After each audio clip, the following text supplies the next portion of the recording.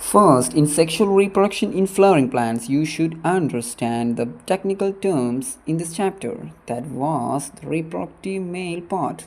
That means the stamen, the male part, microphorophyll, anther. That's the anther is an. In the first part of this chapter, we should understand the technical terms in the male part. That was stamen, the microphyll, anther. The anther, it is an important thing that anther is an bilobed, dithecous, and tetrasporangiate.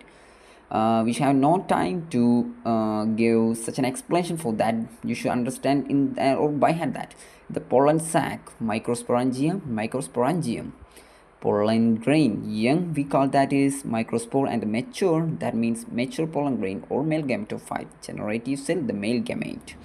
And also we give an important thing that mitosis and meiosis is the important basics of this chapter.